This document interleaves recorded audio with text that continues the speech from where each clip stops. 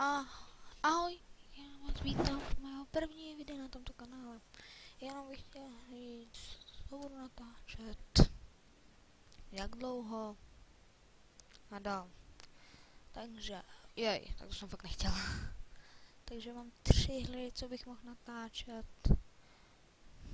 To je Minecraft, určitě, tam to je hodně single player, mody, Techit, Hexit, Techit Light, vesmírnej, tak tam je toho prostě strašně moc.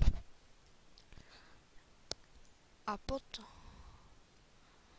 potom je ještě Eurotrack Simulator, ne, mám víc her než 3. Eurotrack Simulator a FIFA, Call of Duty, moderní války 3. Určitě budou nějaký livestreamy, už teď jsem livestreamoval. A tak no, snapju. FIFU bych nehrál na klávesnici, můžete si mě přidat na Originu. Jmenuji se tam Filip, to napíšu do popisku.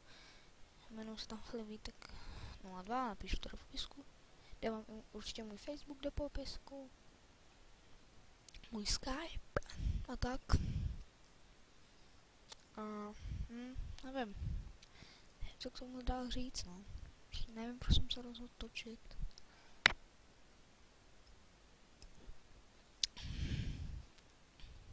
No. A teda...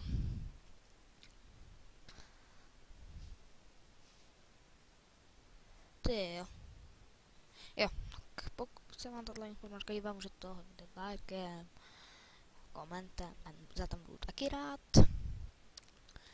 A za odběr budu asi taky rád, ale nejvíc jsem asi za to sklídnutí, no. A já vám děkuji, že jste na toto video koukli. A ahoj.